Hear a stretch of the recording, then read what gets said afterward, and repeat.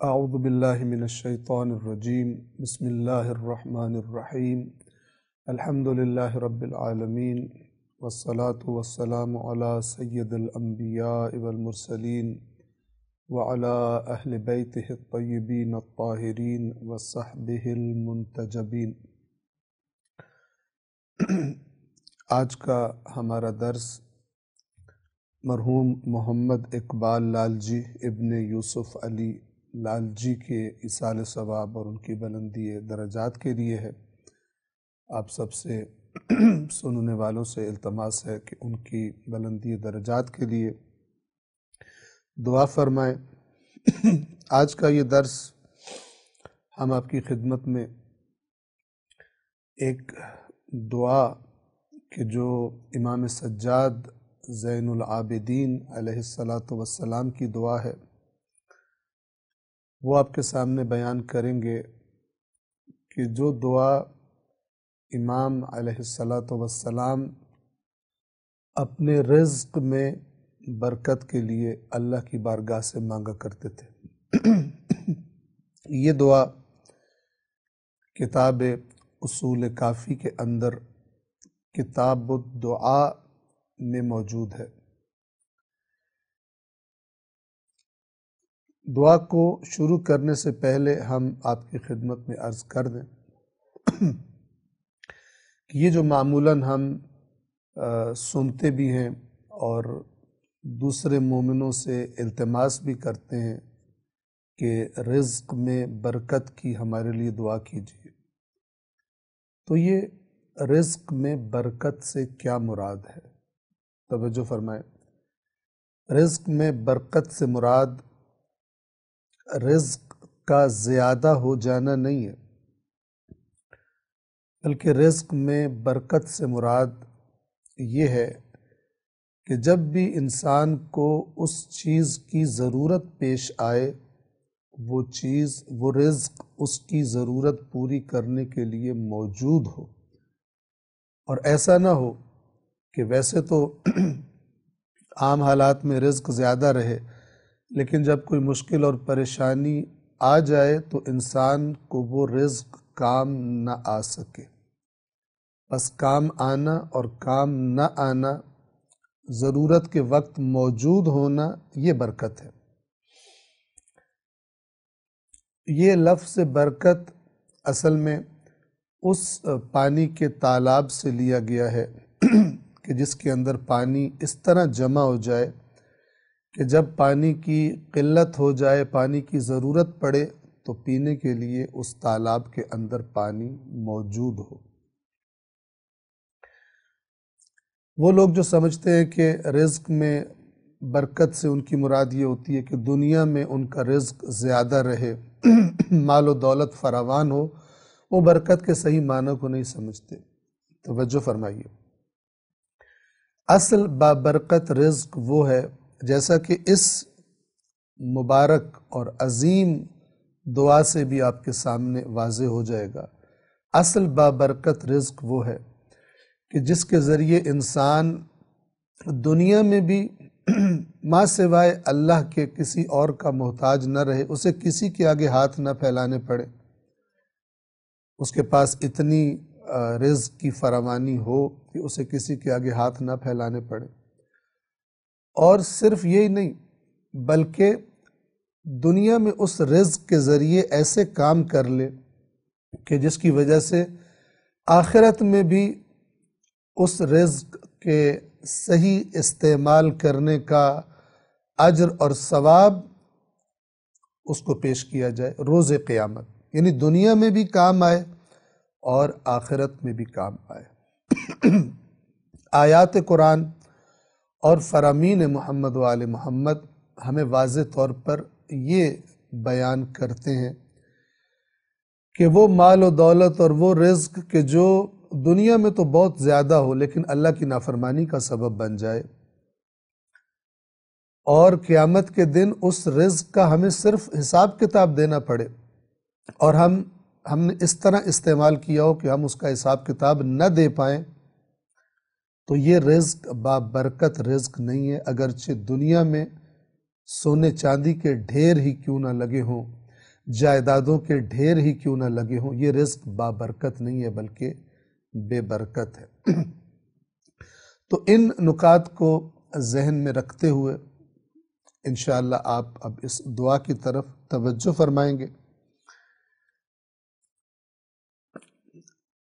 اس کے راوی ابو بصیر ہیں، عن ابی عبداللہ علیہ السلام، امام جعفر صادق علیہ السلام سے نقل کرتے ہیں، قال کہ امام نے فرمایا، کان علی بن الحسین علیہ السلام یدعو بہذا الدعاء۔ امام صادق علیہ السلام اس روایت کے مطابق فرماتے ہیں کہ امام علی بن الحسین یعنی امام سجاد زین العابدین فرزند امام حسین، وہ یہ دعا مانگا کرتے تھے۔ یعنی گویا کہ امام صادق علیہ السلام اپنے جد امام سجاد کی دعا کو نقل فرما رہے ہیں۔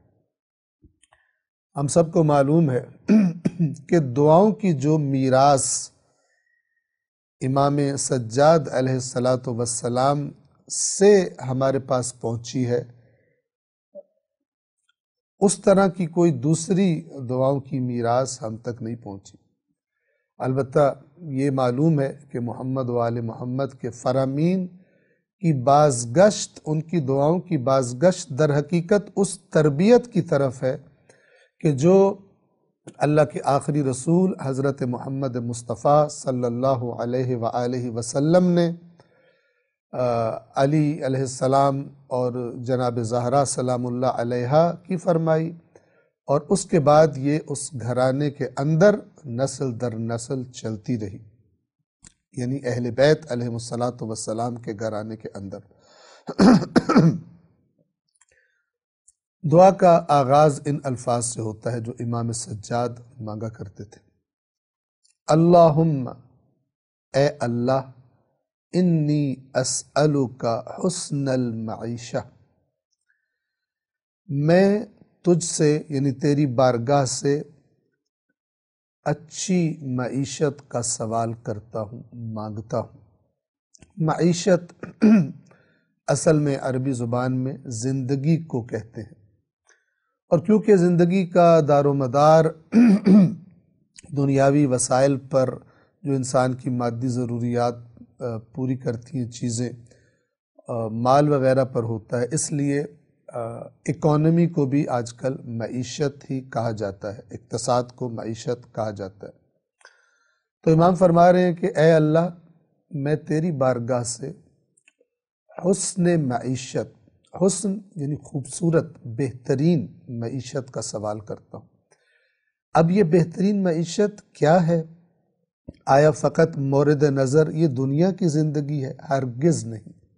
آپ یاد رکھیں کہ اہل بیت اطہار کی جو تعلیمات ہیں، ان میں اس دنیا کو کوئی حیثیت نہیں دی گئی۔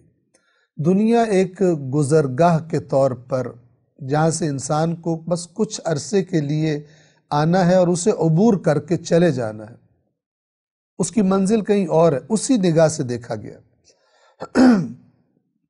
اے اللہ، میں تیری بارگاہ سے اچھی معیشت کا سوال کرتا ہوں۔ کیسی معیشت ہے یہ اچھی معیشت؟ آپ توجہ فرمائیے۔ اور جب بھی رزق کے لیے دعا مانگے تو یہ مفاہیم، یہ الفاظ انشاءاللہ ہمارے ذہنوں میں، معیشتاً اتقوی بہا علی جمیع حوائجی، ایسی معیشت جس کے ذریعے مجھ میں اپنی تمام حوائج، حاجات، ضروریات کو پورا کرنے کی قوت پیدا ہو جائے، یعنی مجھے دنیا میں کسی مخلوق کے آگے ہاتھ نہ پھیلانا پڑے۔ اے اللہ، مجھے ایسی معیشت عطا فرما دے، میرے روزی کے وسائل ایسے فراہم فرما دے کہ میری جتنی بھی ضروریات ہیں اس دنیاوی زندگی کی، میرے اندر طاقت پیدا ہو جائے کہ میں خود ان اپنی ضروریات کو پورا کر سکوں تیری عطا سے۔ لیکن صرف دنیا تک محدود ہے یہ دعا، یہ معیشت، اس کی برکات نہیں۔ فرماتے ہیں وَأَتَوَسَّلُ بِهَا فِي الْحَيَاةِ إِلَىٰ آخِرَتِ، اور اس معیشت ایسی معیشت عطا فرما کہ جس کے ذریعے میں اپنی زندگی میں ہی یعنی اس دنیا کی زندگی کے دوران ہی اپنی آخرت کو بھی پالوں، اپنی آخرت بھی سنوار لوں۔ آخرت میں تو نے جو بہترین اجر اور نعمتیں رکھی ہیں، جن کا وعدہ کیا ہے اے اللہ تو نے، ایسی معیشت مجھے عطا فرما، ایسا رزق مجھے عطا فرما کہ جس سے میں اپنی آخرت بھی سنوار لوں۔ اب آپ توجہ فرمائیں، اس دعا کے اندر، اس جملے کے اندر یہ بات چھپی ہوئی ہے کہ وہ معیشت، وہ اقتصاد، وہ مال کہ جو فقط دنیا میں کام آئے اور آخرت میں اس کا کوئی اجر نہ ہو، یعنی اس کا استعمال ایسا نہ ہو کہ جس سے آخرت میں اجر ملے، اس معیشت کا امام سوال نہیں فرما رہے۔ کیوں؟ اس لیے کہ انسان کی اصل منزل آخرت کی منزل ہے، اور قرآن مجید نے جو بیان فرمایا ہے وہ یہ ہے کہ لوگ جب قیامت کے دن کو دیکھیں گے اور ان سے سوال کیا جائے گا کتنا دنیا میں رہے ہو، تو کہیں گے ایک صبح شاید یا ایک شام رہے ہیں، بہت تھوڑا رہے ہیں، ہمیں پتہ ہی نہیں چلا کیسے زندگی گزر گئی دنیا کی زندگی۔ اب آپ توجہ فرمائیں، جس کو اللہ نے دنیا میں مال دیا ہو، وسائل دیے ہوں، اور اس نے وہ اگر چاہتا تو اللہ کی اطاعت میں اس مال کو خرچ کر کے اپنی آخرت سنوار سکتا تھا، لیکن اس نے ایسا نہیں کیا، اسی مال کے پیچھے دوڑتے ہوئے اسی کی محبت میں خدا کو بھولا رہا، آخرت کو بھولا رہا۔ اس کے لیے کتنی بڑی حسرت کا دن ہوگا، اور حسرت بھی ایسی کہ جس کے آنے کے بعد پھر واپسی کا دوبارہ چانس کسی کو نہیں دیا جائے گا کہ چلو ایک دفعہ تمہیں اور چانس دے دیتے ہیں، دوبارہ دنیا میں جاؤ اور دوبارہ اچھے کام کر لو۔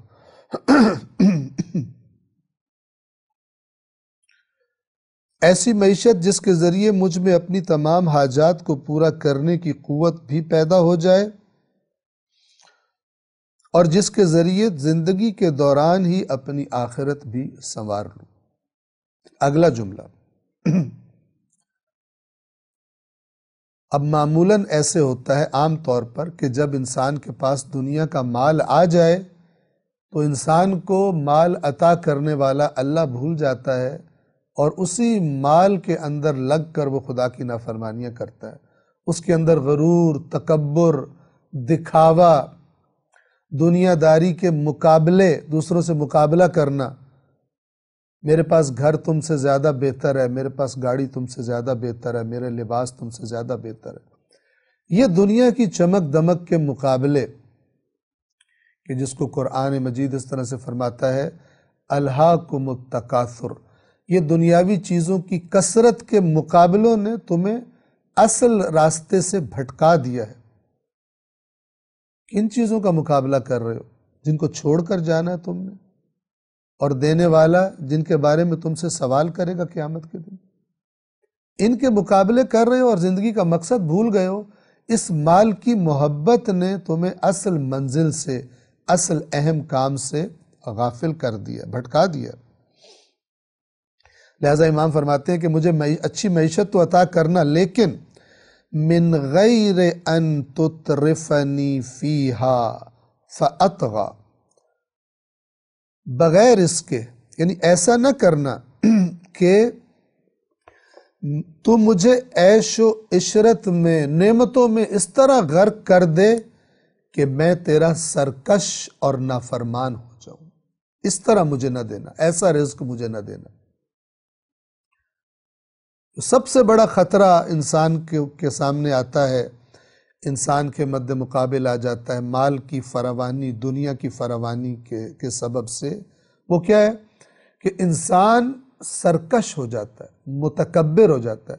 تو امام فرما رہے ہیں مجھے اچھی معیشت تو اے اللہ عطا کرنا، لیکن ایسا نہ کر دینا کہ اس کی وجہ سے میں نعمتوں کی، مال کی فراوانی کی وجہ سے تیرا سرکش اور نافرمان بن جاؤ۔ او تقطر بها علی فاشقا، یا ایسا بھی نہ کرنا کہ مال و دولت کی، رزق کی فراوانی مجھے عطا کرنے کے بعد دوبارہ تنگ دستی کا شکار کر دے، ایسا بھی نہ کرنا اے اللہ، اور نہ ہی دوبارہ ایسا تنگ دست کرنا کہ میں شقاوت اور بدبختی کا شکار ہو کر رہ جاؤں۔ ایسے لوگ بھی دنیا میں ہوتے ہیں کہ جن کے پاس ایک زمانے میں مال تھا، وسائل تھے، لیکن بالآخر کسی نہ کسی وجہ سے وہ حالات ان کے بدل جاتے ہیں اور دوبارہ سے فقر اور تنگ دستی کا شکار ہو کے رہ جاتے ہیں۔ وہ جو شروع سے برے حالات میں، اس سے زیادہ یہ لوگ تکلیف کا شکار ہو جاتے ہیں۔ کیوں؟ اس لیے کہ انہوں نے مال و دولت کی فراوانی دیکھی ہوئی ہوتی ہے۔ بس اس جملے میں دو نکتے امام نے، دو چیزیں اللہ سے مانگی۔ ایک تو یہ کہ مال کی فراوانی کی وجہ سے اے اللہ مجھے سرکش نہ بنا دینا، مجھے اپنا نافرمان نہ بنا دینا، اور دوسرا یہ کہ ایسا نہ کرنا کہ دوبارہ میرے اوپر تنگ دستی آ جائے، فقر اور غربت آ جائے اور میں دوبارہ بدبخت ہو کر رہ جاؤں۔ پھر فرماتے ہیں اوسع علی من حلال رزقک، اپنے حلال رزق میں سے میرے لیے فراوانی فرما۔ حلال رزق، ہر رزق نہیں، حلال رزق، اہم ترین بات۔ حلال رزق کیا مقام رکھتا ہے، حلال رزق کے لیے کوشش کرنا کتنا بڑا مقام رکھتا ہے اللہ کے ہاں۔ ایک روایت جو اہل بیت اطہار علیہم السلام کے فرامین میں ہم تک پہنچی ہے وہ یہ ہے کہ جب کوئی شخص اپنے گھر سے نکلتا ہے کہ حلال رزق کے لیے محنت کرے، حلال رزق کمانے کے لیے، تاکہ اپنا اور اپنے اہل و عیال کا پیٹ بھر سکے، ان کی ضروریات فراہم کر سکے، تو اس کی مثال اس مجاہد کی سی ہے کہ جو ہاتھ میں تلوار لے کر اللہ کے راستے میں جہاد کرتا ہے۔ اس سے بڑھ کر اور کیا مثال ہوگی؟ لیکن یہ کس کے لیے ہے؟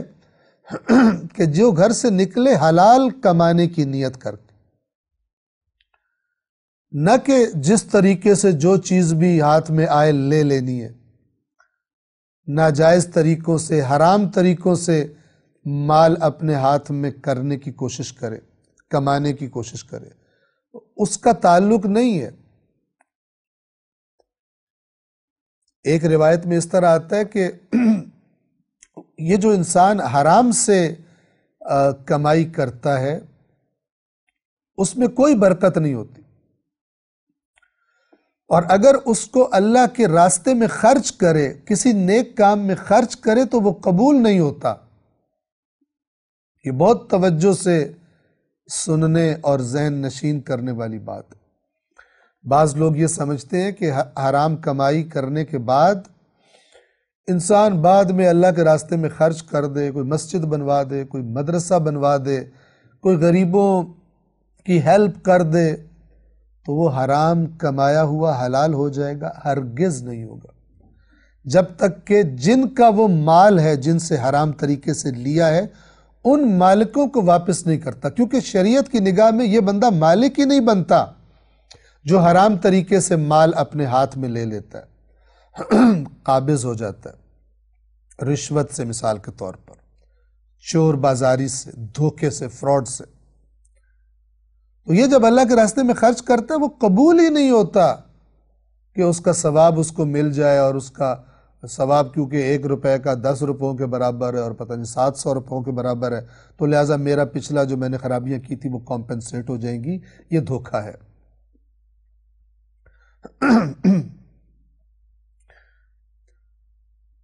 لہٰذا امام کیا دعا مانگ رہے ہیں کہ اے اللہ مجھ پر وسعت فرما اپنے حلال رزق میں سے، یعنی مجھے حرام کے نزدیک نہ جانے دینا، حرام میری زندگی میں داخل نہ ہو جائے۔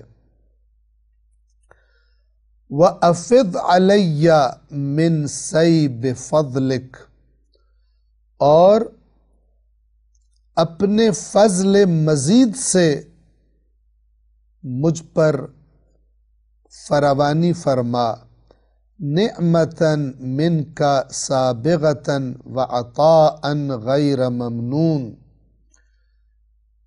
اپنی وہ نعمتیں کہ جو فراوان ہوں، اور وہ عطا کہ جو بے حساب ہو اور کبھی نہ ختم ہونے والی ہو۔ بس حلال ہو اور حلال فراوان ہو، اور ایسی فراوان کہ جو کبھی ختم نہ ہو تیری طرف سے، پھر اس میں کوئی کمی نہ آئے۔ آپ الفاظ کا چناؤ دیکھیے، حلال میں فراوانی انسان طلب کرے، نہ کہ صرف فراوانی۔ صرف فراوانی میں پھر انسان حرام و حلال کا فرق بھول جاتا ہے۔ جب صرف اس کے پیچھے دوڑ رہا ہو کہ میرے پاس زیادہ ہونا چاہیے، تو پھر اس کے لیے اہم نہیں ہوتا کہ اس کے پاس جو کچھ آ رہا ہے وہ حرام سے آ رہا ہے یا حلال سے آ رہا ہے۔ پھر اس کے بعد امام فرماتے ہیں، ثم لا تشغلنی عن شکر نعمتک باکثار منہا، پھر اس کے بعد یعنی جب یہ فراوانی مجھے اے اللہ تو حلال کی فراوانی عطا کر دے، تو پھر نعمتوں کی فراوانی کے سبب مجھے اپنی شکر گزاری سے غافل نہ کر دینا۔ ایک اور خطرہ جو آ جاتا ہے انسان پر کہ جب اس کے پاس نعمتوں کی فراوانی ہو جائے تو اللہ کی شکر گزاری سے غافل ہو جاتا ہے۔ اور شکر گزاری بھی حقیقی شکر گزاری کیا ہوتی ہے؟ نعمتوں کو نعمتیں دینے والے کی اطاعت میں اس کی رضا کے طریقے پر استعمال کرنا، نعمت کو اس طرح استعمال نہ کرنا جس سے دینے والا ناراض ہو جائے، یہ حقیقی شکر گزاری ہے۔ لہٰذا اے اللہ جب تو مجھے نعمتوں کی فراوانی عطا فرما دے تو مجھے شکر گزاری سے غافل نہ کر دینا، کہیں ان نعمتوں کے نشے میں میں تجھ سے دور ہو جاؤں اور تجھے بھول جاؤں۔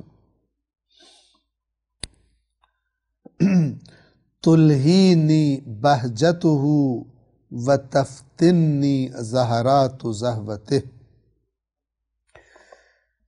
کہ اس کثرت کا لطف و سرور مجھے گمراہ کر ڈالے۔ ایسا نہ کرنا، اس کثرت کا لطف، اس کا سرور مجھے گمراہ کر ڈالے، اور اس کی چمک دمک مجھے فتنوں میں مبتلا کر دے۔ مال و دولت کی دنیا کی چمک دمک مجھے فتنوں میں مبتلا کر دے، تجھ سے دور کر دے، میری آخرت تباہ کر دے۔ فراوانی، حلال کی فراوانی فرما میرے لیے، لیکن نہ مجھے اپنی شکر گزاری سے غافل کرنا، اور نہ اس لطف و سرور کی کثرت کی وجہ سے میں گمراہ ہو جاؤں، اور نہ ہی اس کی چمک دمک مجھے فتنوں میں مبتلا کر دے۔ وَلَا بِإِقْلَالٍ عَلَيَّ مِنْهَا يَقْصُرُ بِعَمَلِي كَدُّهُ وَيَمْلَأُ صَدْرِي هَمُّهُ۔ ایک اور بہت خوبصورت جملہ اس دعا کا، اے اللہ نہ ہی نعمتوں میں کمی کر کے مجھے شکر گزاری سے محروم کرنا،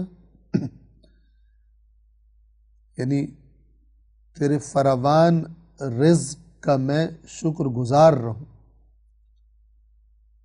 لیکن ان نعمتوں میں کمی کر کے مجھے شکر گزاری سے محروم نہ کرنا، نہ نعمتوں کا زیادہ ہونا سبب بنے کہ میں شکر گزاری سے غافل ہوں، اور نہ نعمتوں میں کمی سبب بنے کہ میں شکر گزاری سے محروم ہو جاؤں۔ وہ کس طرح کہ امام فرماتے ہیں نعمتوں میں کمی سے میں شکر گزاری سے محروم ہو جاؤں گا، کیوں؟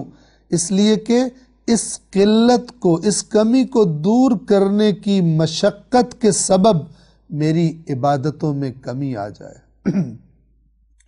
ظاہر ہے کہ جب میں مشکلات کا شکار ہو جاؤں گا، میرے پاس ضروریات اپنی پوری کرنے کے لیے وسائل نہیں ہوں گے، تو پھر میں اس طرح سے تیری عبادت نہیں کر پاؤں گا، پھر مجھے زیادہ مشقت کرنی پڑے گی اس کے پیچھے دوڑنے کے لیے، ان پریشانیوں اور ان مالی مشکلات کو دور کرنے کے لیے مجھے کیا کیا کام کرنے پڑیں گے۔ اے اللہ مجھے اس حالت سے دوچار نہ کرنا، تاکہ میں تیرا شکر گزار بنتا، میری عبادتوں میں کمی نہ آئے، میری شکر گزاریوں میں کمی نہ آئے، اور اسی کی فکر سے میرا سینہ لبریز رہے، میرا سینہ بھرا رہے۔ ایسا نہ کرنا، مجھے حلال کی ایسی فراوانی عطا فرما کہ مجھے اطمینان ہو اور میں اطمینان سے نیکیاں کر سکوں، اطمینان سے تیری عبادتیں کر سکوں۔ اور اگر اس رزق میں کمی ہو جائے گی تو پھر میرا سینہ اسی پریشانی سے بھرا رہے گا، اسی ٹینشن میں شب و روز گزریں گے، اسی پریشانی میں شب و روز گزریں گے، اور اس کے لیے جو مجھے مشقت کرنی پڑے گی اس کی وجہ سے میری عبادتوں میں کمی آ جائے گی۔ آپ ان الفاظ پہ غور کیجئے، ایک مکمل، ایک کامل اور جامع تصویر اس دعا کے الفاظ سے ایک مومن حاصل کرتا ہے کہ اس کو کیا کرنا ہے اور اللہ سے کیا مانگنا ہے، اور جو مانگ رہا ہے اسے کیسے استعمال کرنا ہے اور کیسے اس کی حفاظت کرنی ہے اللہ کی شکر گزاری کے ذریعے سے۔ اور اللہ کو نہیں بھولنا، عطا کرنے والے کو نہیں بھولنا، اس کا بہترین شکر گزار رہنا ہے، اس کا بہترین عبادت گزار رہنا ہے۔ پھر فرماتے ہیں اعطنی من ذالک یا الہی غنن عن شرار خلقک، اے اللہ اس رزق حلال کی فراوانی کے ذریعے مجھے اپنی مخلوق کے شریر برے لوگوں سے بے نیاز کر دے۔ میں اپنی مشکل کے حل کے لیے کسی کے دروازے پہ جاؤں گا، کسی سے سوال کروں گا، کسی سے مدد لوں گا، پتہ نہیں وہ کیسا ہوگا، ہو سکتا ہے مدد نہ کرے، ہو سکتا ہے مدد کرنے کے بعد مجھے لوگوں میں رسوا کرتا پھرے۔ اے اللہ مجھے ایسی فراوانی عطا فرما دے کہ جس کے بعد میں تیری مخلوق میں سے جو شریر لوگ ہیں ان کے پاس جانے سے، اپنا عرض حال کرنے سے بے نیاز ہو جاؤں۔ رزق حلال کے ذریعے ایسی بے نیازی عطا فرما کہ مجھے تیری مخلوق میں سے شریر لوگوں کے در پہ نہ جانا پڑے۔ وَبَلَاغًا أَنَالُ بِهِ رِضْوَانَكَ، اور ایسی دسترس عطا فرما دے، یعنی میرے ہاتھوں کو ایسی دسترس عطا فرما دے کہ جس کے سبب میں تیری رضا اور خوشنودی کو حاصل کر لوں، میرا معاملہ صرف تیرے ساتھ ہو، تیری مخلوق کے پاس مجھے نہ جانا پڑے، اور جب میرا معاملہ تیرے ساتھ ہوگا، تو مجھے عطا کر رہا ہوگا، تیرے مجھ پر احسانات ہوں گے اور میں شکر گزاری کروں گا، تو پھر میں دنیا میں ہی اسی حلال کے ذریعے سے تیری رضا اور خوشنودی حاصل کر لوں گا۔ ایسی دسترس رزق کی فراوانی کے ذریعے مجھے عطا فرما۔ پھر فرماتے ہیں وَأَعُوذُ بِكَ یا الہی من شر الدنیا وشر ما فیہا، اور اے میرے معبود میں دنیا اور جو کچھ دنیا میں ہے اس کے شر سے تیری پناہ چاہتا ہوں۔ دنیا انسان کے لیے آخرت کی بہترین کھیتی بھی ثابت ہو سکتی ہے اور آخرت کی بدترین کھیتی بھی ثابت ہو سکتی ہے۔ دنیا کے اندر چیزوں کا اچھا استعمال انسان کی آخرت بنا بھی سکتا ہے، اور ان کا برا استعمال، اللہ کی نافرمانی میں ہونے والا استعمال، انسان کی ابدی زندگی، آخرت کی زندگی کو تباہ بھی کر سکتا ہے۔ اس سے بچنے کی امام اللہ سے درخواست کر رہے ہیں۔ میں دنیا اور جو کچھ دنیا میں ہے اس کے شر سے تیری پناہ چاہتا ہوں۔ دنیا اور دنیا کی چیزوں کا شر کیا ہے؟ ان کا غلط استعمال، ان کی وجہ سے آخرت سے غافل ہو جانا، رزق اور نعمتیں عطا کرنے والے کے احسانوں سے غافل ہو جانا، ناشکرا ہو جانا، نافرمان ہو جانا۔ امام فرما رہے ہیں میں پناہ مانگتا ہوں اس دنیا اور اس کے اندر موجود چیزوں کے شر سے۔ توجہ فرمائیے، اس کے بعد امام کیا فرما رہے ہیں؟ لا تجعل الدنیا علی سجنا ولا فراقها علی حزنا۔ اے اللہ، اس دنیا کو میرے لیے قید خانہ قرار نہ دے۔ کیا مطلب؟ یعنی میرے پاس اپنی زندگی چلانے کے لیے، اپنے گھر والوں کی ضروریات پوری کرنے کے لیے مناسب ذرائع نہ ہوں تو یہ دنیا میرے لیے قید خانہ بن جائے گی۔ بجائے میں تیری عبادات کرنے کے اس دنیا کے چکروں میں بھاگ دوڑ کرتا رہوں گا، میرا سارا وقت یہ چیزیں لے جائیں گی۔ اس دنیا کو میرے لیے قید خانہ قرار نہ دے۔ وَلَا فِرَاقَهَا عَلَيَّ حُزْنًا، اور نہ ہی اس سے جدائی کو میرے لیے غم کا باعث قرار دے۔ یعنی جب میں دنیا سے جانے لگوں تو ایسا نہ ہو کہ مجھے دنیا سے اتنی محبت ہو گئی ہو کہ دنیا سے جدا ہونا میرے لیے تکلیف کا باعث ہو۔ یعنی مجھے رزق کی فراوانی تو عطا کر، لیکن اس مال اور دنیا کے مال کی محبت میرے دل میں نہ ڈال دینا، کیونکہ جس کو دنیا سے محبت ہو جائے اس کا دنیا چھوڑنے کا جی نہیں چاہتا۔ اے اللہ، میں تیری ملاقات کا مشتاق رہوں، لیکن جتنی دیر دنیا میں رہوں اس دنیا کو میرے لیے قید خانہ نہ بنا دینا۔ اب یہاں پر ایک بات، ایک نکتہ توجہ کے ساتھ سمجھنے کی ضرورت ہے۔ روایات اہل بیت اطہار علیہم السلام میں یہ معنی بھی بیان کیا گیا ہے کہ دنیا مومن کے لیے سجن ہے، قید خانہ ہے، زندان ہے۔ اس کا کیا مطلب ہے؟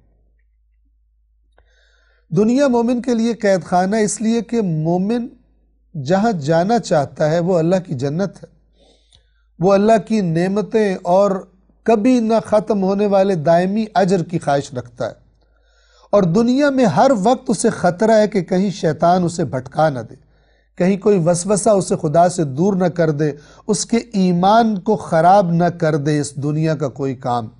اس لیے وہ ہر وقت اپنے آپ کو خطرے میں اور تکلیف میں محسوس کرتا ہے، کیونکہ اپنے ایمان کو خطرے میں محسوس کرتا ہے۔ اور اس کی اگر آپ بہترین مثال سمجھنا چاہیں تو ابھی چند دن پہلے 21 ماہ مبارک رمضان کو شب روز شہادت امیر المؤمنین علی ابن ابی طالب علیہ السلام تھا۔ جیسے ہی ضرب لگی سر مبارک پر تو کیا جملہ سنا اہلیان کوفہ نے؟ فزت ورب الکعبہ، رب کعبہ کی قسم علی کامیاب ہو گیا۔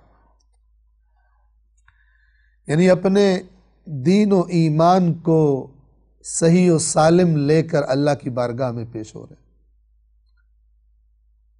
اللہ کی رضاؤں اور خوشنودیوں والی زندگی گزار کر اللہ کی بارگاہ میں پیش ہو رہے ہیں، اس پر اپنی کامیابی کا اعلان فرما رہے ہیں۔ گہرائی سے سوچنے کی ضرورت ہے اس بات کو۔ تو مومن جب تک دنیا میں ہے اسے یہ خطرہ لگا رہتا ہے کہ کسی آزمائش میں میں خطا نہ کر بیٹھوں، اللہ کو ناراض نہ کر بیٹھوں، اس اعتبار سے قید خانہ۔ اور دنیا سے محبت جب نہیں ہوگی، مال دنیا سے، دنیا کی چیزوں سے محبت نہیں ہوگی تو ان کو چھوڑنے میں کوئی تکلیف بھی نہیں ہوگی، اس سے جدائی میں کوئی تکلیف بھی نہیں ہوگی۔ بس یہ دو چیزیں توجہ فرمائیے۔ نہ تو ناداری کے سبب دنیا کو میرے لیے قید خانہ قرار دے، بس یہ بات انشاءاللہ ذہنوں میں واضح ہو گئی ہوگی، میں پھر تکرار کر دوں مختصراً۔ ایک دفعہ اس دعا میں فرما رہے دنیا کو میرے لیے قید خانہ نہ بنانا، یہ اور معاملہ ہے، اور دنیا ہر مومن کے لیے قید خانہ ہے، وہ اور معاملہ ہے۔ وہ قید خانہ کیوں ہے؟ وہ وہاں سے اللہ کی طرف جانا چاہتا ہے، وہ ہر وقت خطرے میں ہے کہ میرا ایمان نہ خراب ہو جائے، میں کوئی اللہ کی نافرمانی کر کے خدا سے دور نہ ہو جاؤں، اس لیے وہ دنیا میں ایک گھٹن محسوس کرتا ہے، خطرہ محسوس کرتا ہے۔ لیکن اس دعا میں وہ والی مراد نہیں ہے، وہ تو ہر مومن کے لیے دنیا قید خانہ ہونی چاہیے اس عنوان سے کہ اسے اپنے ایمان کا خطرہ ہے جب تک زندہ ہے۔ یہاں پر مال دنیا اتنا بھی نہ ہو انسان کے پاس کہ اپنی زندگی کی ضروریات پوری کر سکے، اور ہر وقت اس کا ہم و غم، اس کی پریشانی یہی ہو کہ میں نے مثلا کہاں سے کھانا ہے اور کہاں سے بیوی بچوں کو لا کے کھلانا ہے۔ اس طرح کا قید خانہ دنیا کو میرے لیے قرار نہ دینا۔ لیکن دوسری طرف سے فوراً دوسری دعا بھی مانگی کہ یہ جو تجھ سے میں رزق کی فراوانی مانگ رہا ہوں، ایسا نہ ہو جائے کہ مجھے ان چیزوں سے اتنی محبت ہو جائے کہ جب میں دنیا سے جدا ہونے لگوں تو میں غمگین ہوں، مجھے تکلیف ہو، میرا تیری بارگاہ میں حاضر ہونے کا دل نہ چاہ رہا ہو۔ کوئی پہلو نہیں ہے کہ جو اس دعا میں ترک کیا گیا ہو امام کی طرف سے۔ پھر فرماتے ہیں اخرجنی من فتنتها مرضیا عنی مقبولا فیہا عملی، اے اللہ مجھے اس حال میں اس دنیا کے فتنوں آزمائشوں سے نکالنا کہ تو مجھ سے راضی ہو چکا ہو، مرضیا عنی، جب مجھے اس دنیا سے نکالنا، مجھے موت دینا تو ایسی حالت میں موت دینا کہ تو مجھ سے راضی ہو، وَمَقْبُولًا فِيهَا عَمَلِي، اور اس دنیا میں میرے عمل کو تو اپنی بارگاہ میں قبول کر چکا ہو۔ اس حالت میں میری جان نکلے، اس حالت میں میں تیری بارگاہ میں حاضر ہوں، اس حالت میں مجھے اس دنیا کی آزمائشوں سے نکالنا، اور نکال کر کہاں لے جانا؟ إِلَى دَارِ الْحَيَوَانِ وَمَسَاكِنِ الْأَخْيَارِ، حقیقی زندگی کے گھر کی طرف لے جانا اور نیک لوگوں کی قیام گاہوں کی جانب لے جانا، جبکہ تم مجھ سے راضی ہو اور میرے عمل کو قبول کر چکا ہو۔ اس جملے کے ترجمے کی میں تکرار کرتا ہوں، مجھے اس حال میں دنیا کی آزمائشوں سے نکال کر حقیقی زندگی کے گھر اور نیک لوگوں کی قیام گاہوں کی جانب لے جانا، یعنی آخرت کی طرف، جنت کی طرف۔ کس حالت میں لے جانا؟ کہ تو مجھ سے راضی ہو چکا ہو اور دنیا میں میرے انجام دیے ہوئے اعمال کو اپنی بارگاہ میں قبول کر چکا ہو۔ پھر فرماتے ہیں وَأَبْدِلْنِي بِالدُّنْيَا الْفَانِيَةِ نَعِيمَ الدَّارِ الْبَاقِيَةِ، اور اس فانی دنیا کے بدلے مجھے ہمیشہ باقی رہنے والے آخرت کے گھر کی نعمتیں عطا فرما۔ دنیا سے جب میں جاؤں تو میرا گھر تبدیل ہو رہا ہے، اور تو بہترین بدل عطا کرنے والا ہے، تو مجھے اس دنیا کی فانی دنیا کے بدلے میں ایسا گھر عطا فرما۔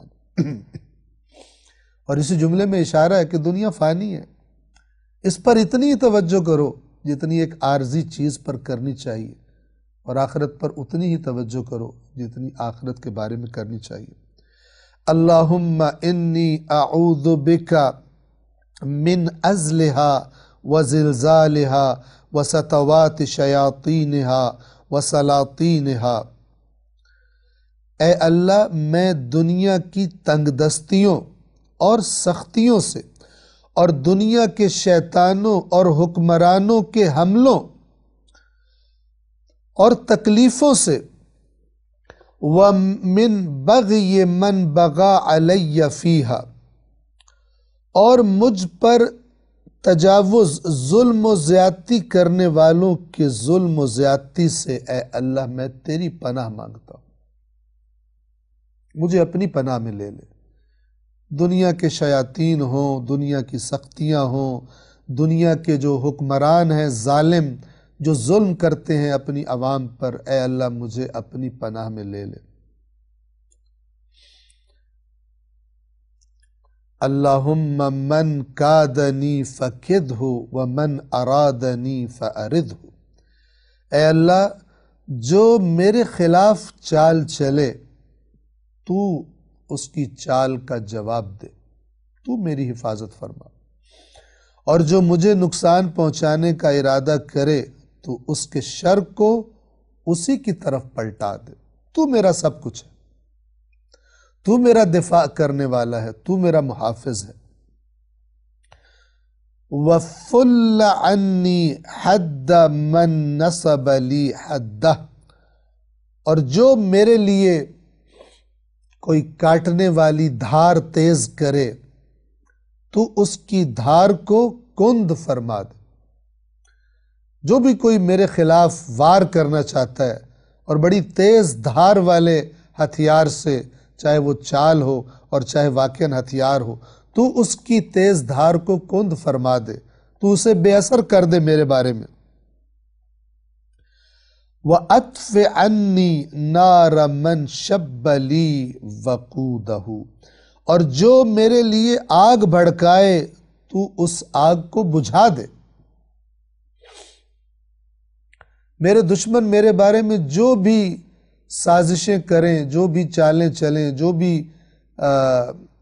پلان بنائیں، اے اللہ تو میری حفاظت فرما ان سب کے ہیلوں سے اور مکروں سے اور بہانوں سے۔ وَقْفِنِي مَكْرَ الْمَكَرَةِ، اور مکر و فریب کرنے والوں کے مقابلے میں اے اللہ تو میرے لیے کافی ہو جا، تو سامنے آ جا، جب وہ میرے بارے میں مکر و فریب کریں تو کافی ہو جا میرے لیے۔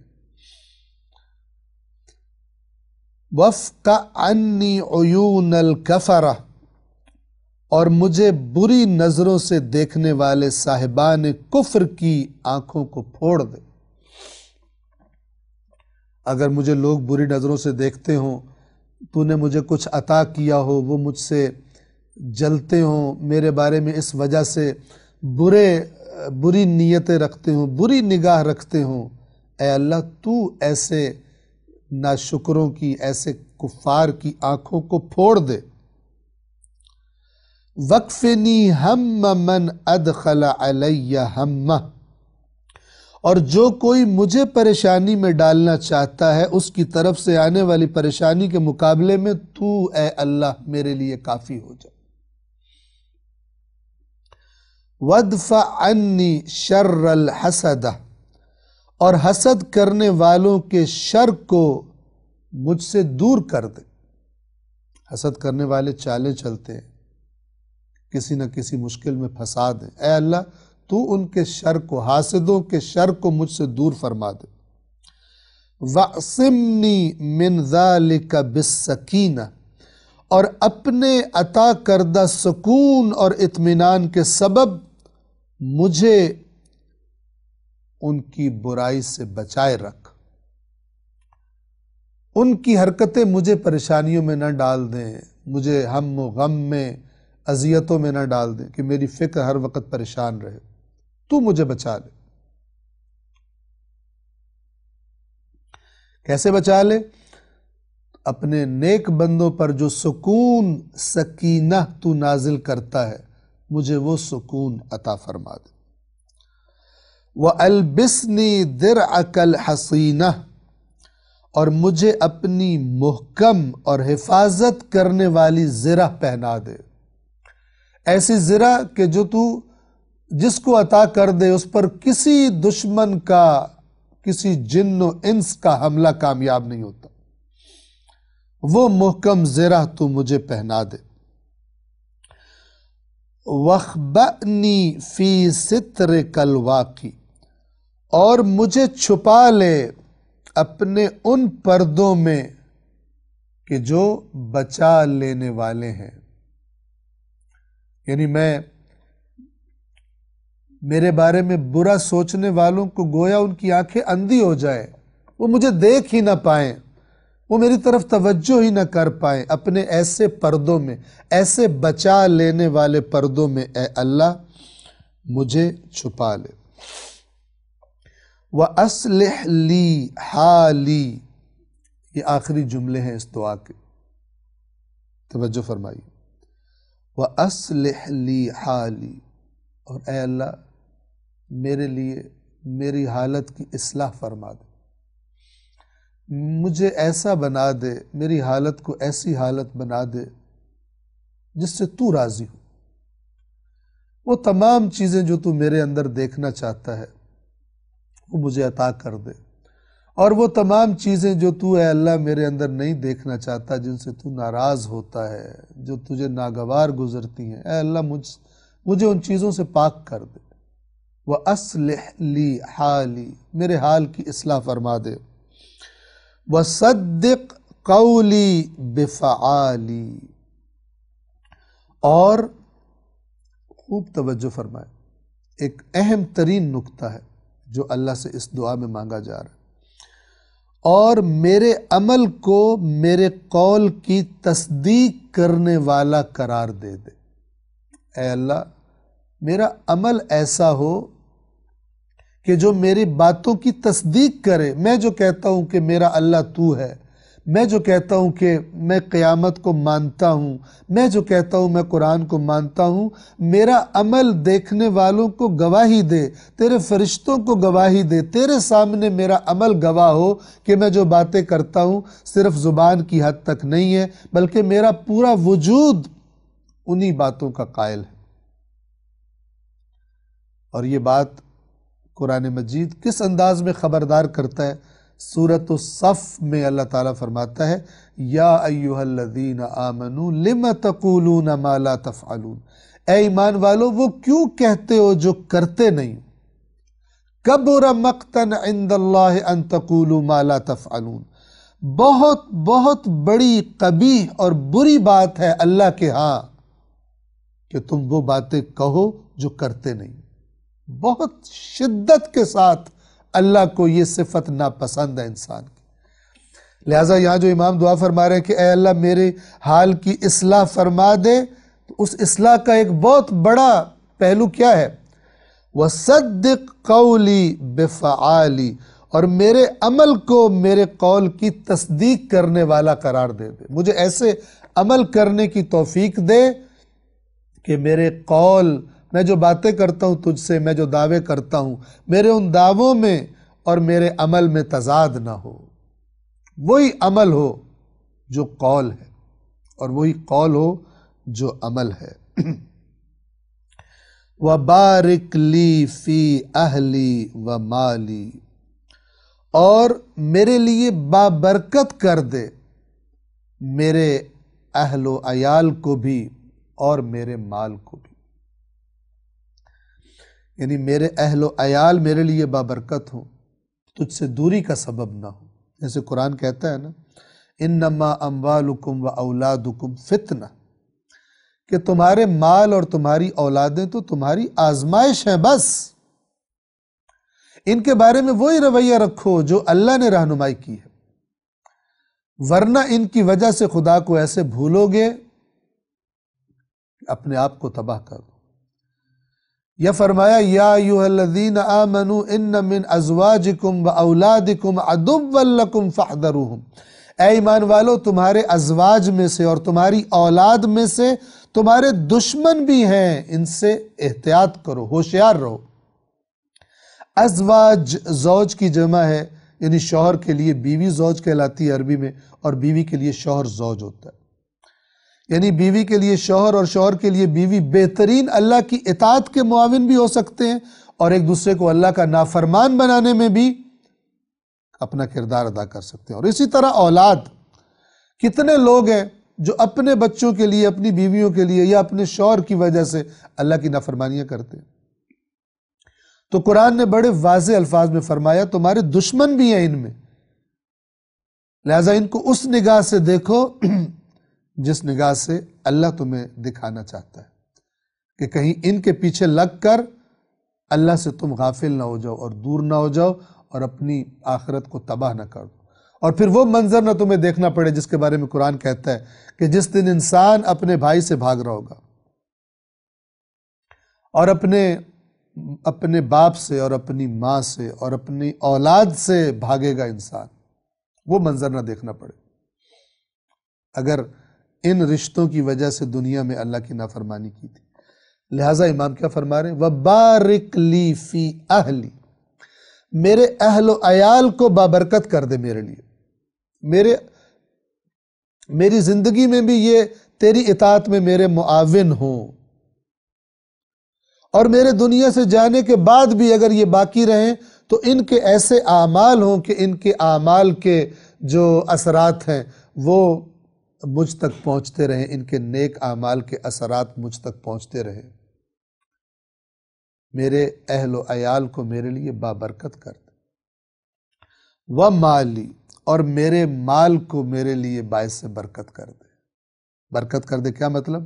یعنی دنیا میں بھی وہی جہاں سے بات شروع ہوئی تھی اس دعا میں، کہ اس دنیا میں بھی یہ مال اتنا ہو، حلال رزق اتنا ہو کہ میں کسی کے آگے ہاتھ نہ پھیلاؤں، بلکہ مجھے اتنا دے کہ میں تیری اطاعت میں خرچ کر سکوں، میں غریبوں مسکینوں کے کام آ سکوں، میں محروموں کے ساتھ ان کا مددگار بن سکوں، اور پھر اس کے نتیجے میں آخرت میں جب دنیا کی کوئی چیز انسان کے پاس نہیں ہوگی، سب کچھ دنیا میں چھوڑ کے چلا گیا ہوگا، تو یہی مال کہ جو میں نے تیری اطاعت میں خرچ کیا ہوگا، یہی نیک اولاد، یہی نیک ازواج، بیوی کے لیے شوہر اور شوہر کے لیے بیوی، یہ میری آخرت میں بھی میرے لیے بھلائی کا باعث بن جائے۔ وَبَارِكْ لِي فِي أَهْلِي وَمَالِي، اور میرے لیے بابرکت کر دے میرے گھر والوں کو بھی اور میرے مال کو بھی۔ انشاءاللہ برکت کا معنی جو ہم نے شروع میں عرض کیا آپ کے ذہنوں میں واضح ہوگا۔ یہ دعا انتہائی بہترین دعا یہاں پر تمام ہوتی ہے، اور ہم کوشش کریں گے کہ اس دعا کا جو ٹیکسٹ ہے، متن ہے، وہ اسی جو لیکچر کے نیچے کمنٹس آ رہے ہیں، ہم ان کے اندر اس دعا کا ٹیکسٹ عربک متن، عربی متن اور اردو ترجمہ بھی آپ کے ساتھ شیئر کر دیں گے، تاکہ انشاءاللہ جو بھی لوگ تنگی رزق سے پریشان ہیں، یا یہ کہ اچھے حالات میں ہیں لیکن اس اچھے حالات کا دوام چاہتے ہیں، تو وہ اس دعا کی ریگولر تلاوت کریں، البتہ صرف پڑھ کے نہیں بلکہ مانگ کے، توجہ کے ساتھ۔ اور اس دعا میں جن پہلوؤں کی طرف یہ دعا بھی ہے اور تعلیم بھی ہے دین کی، کہ مومن کی کیا خواہشات، کیا پلان، کیا آرزویں ہونی چاہیے اس دنیا میں، دنیا کے مال کے بارے میں، دنیا کے اندر جو اللہ تعالیٰ رزق دیتا ہے اس کے ساتھ کیا رویہ ہونا چاہیے، کن چیزوں سے کی طرف جانے سے بچنا چاہیے، خبردار ہونا چاہیے۔ اس دعا میں امام زین العابدین علیہ السلام نے ان سب باتوں کا ایک جامع انداز میں بیان فرما دیا۔ تو یہاں پر ہمارا یہ درس تمام ہوتا ہے۔ جیسا کہ ہم نے شروع میں عرض کیا تھا کہ یہ درس مرحوم و مغفور محمد اقبال لالجی ابن یوسف علی لالجی صاحب کے اصال ثواب کے لیے تھا۔ ہم سب اللہ تعالیٰ کی بارگاہ میں دعا کرتے ہیں پروردگار عالم اس مرحوم کے اور اس خاندان کے دیگر مرحومین کی بخشش و مغفرت فرمائے، اور ان پہ رحم فرمائے، اور ان کے درجات کو بلند فرمائے۔ اور اس کے ساتھ ساتھ ہم اپنی دعا میں شامل کریں گے وہ تمام مومنین مومنات کہ جو اس درس کو دیکھ رہے ہیں، سن رہے ہیں، کہ اللہ تبارک و تعالیٰ ان کے بھی جو عزیز اس دنیا سے جا چکے ہیں ان پر اپنی خصوصی رحمت نازل فرمائے۔ آپ سب سے درخواست کروں گا کہ اس درس کے اختتام پر مرحوم محمد اقبال لالجی ابن یوسف علی لالجی صاحب اور اس خاندان کے دیگر مرحومین، اور آپ اپنے اپنے مرحومین کے لیے ایک مرتبہ سورۃ الفاتحہ کی تلاوت کر دیجیے گا۔ والسلام علیکم ورحمۃ اللہ وبرکاتہ۔